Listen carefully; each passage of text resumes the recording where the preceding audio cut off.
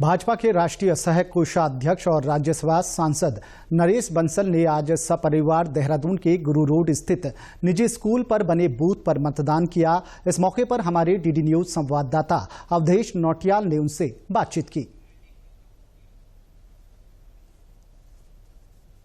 उत्तराखंड में पहले चरण की मतदान प्रक्रिया लगातार जारी है और वोट ऑफ परसेंटेज लगातार बढ़ता हुआ उत्तराखंड में दिखाई दे रहा है। सुबह 7 बजे से ही बड़ी संख्या में लोग मतदान के लिए लंबी लंबी कतारों में थे और लोगों ने अपने मताधिकार का प्रयोग किया।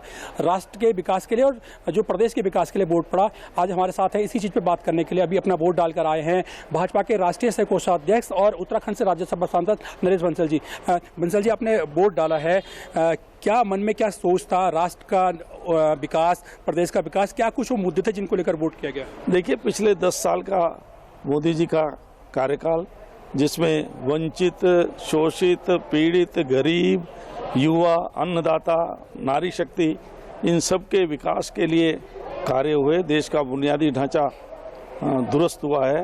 देश के अंदर बहुत सारे काम ऐसे हुए हैं जिससे लोगों के रोजगार के अवसर भी पैदा हुए। देश समृद्धशाली हुआ है, देश सुरक्षित हुआ है, देश का पूरे विश्व में मान सम्मान बढ़ा है। इन सब चीज़ों को देख करके आज पूरा देश मोदी में है। पूरे देश ने संकल्प किया है कि तीसरी बार फिर से प्रधानमंत्री नरेंद्र मोदी जी को बनाएंगे।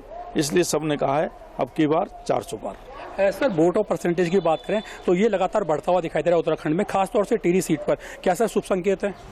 नहीं, बहुत अच्छे शुभ संकेत है। मुझे लगता है कि पूरी 5 सीटों पर पिछली बार से लगभग 10% वोट ज़्यादा पड़ेगा। सर, आम जनता से एक अपील, सर बहुत सारे लोग अभी भी जो है घरों से बाहर नहीं निकले हैं, उनसे क्या कुछ अपील आप करना चाहेंगे? मेरी आपके माध्यम से सब जनता से अपील है कि लोकतंत्र में अपने इस अधिकार का प्रयोग करें और देश की सुरक्षा के लिए, देश को समृद्धशाली बनाने के लिए और अगले 25 वर्षों के संकल्प को पूरा करने के लिए कि ये देश विश्व का विकसित राष्ट्र बने, इसके लिए अपने मतदान का प्रयोग करें। मैम भी हमारे साथ हैं, मैम से भी जाएंगे। मैम, क्या कुछ मुद्दे थे मन में, क्या कुछ विचार थे जिनको लेकर आज वोट किया? मुद्दा यही था कि हम चाहते हैं कि हमारे मोदी जी दोबारा आए, क्योंकि उन्होंने जो सबके लिए उन्नति के काम किए हैं, सारी महिलाओं के लिए, सबके लिए जो काम किए हैं, मैं कहती सब महिलाएं खुश हैं, बहुत ज़्यादा खुश हैं कि हमारे लिए मोदी जी ने ये काम किया है। कल भी मैं टीवी पर सुन रही थी कि मुसलमान महिलाएं थी, वो कह रही थी हमें उन्होंने मकान दिए हैं, हमें काम दिया है, हमें रोजगार दिया है, इसलिए वो कभी कह रही थी कि बार बार कि हम मोदी को ही लाएंगे। यूथ क्या सोच रहा है इस बार, क्योंकि फर्स्ट टाइम वोटर और तमाम जो युवा है लंबी कतारों में सुबह से मिला था। कुणाल जी, क्या कुछ सोच रही इस बार वोटिंग को लेकर? मोदी सरकार ने 10 वर्षों में इस देश का कायाकल्प किया है, नव भारत निर्माण किया है। युवाओं को नौकरी के अलावा स्टार्टअप, स्टैंड अप, अलग अलग माध्यम से अनेकों दर्जनों मौके इस सरकार ने दिए हैं। इंफ्रास्ट्रक्चर की बिल्डिंग हुई है।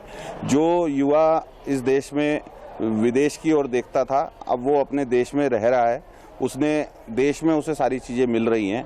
तो 10 साल में इतना सब कुछ काम हुआ है, तो सभी से अपील है कि आके अधिक से अधिक संख्या में वोट दें, 100% मतदान करें।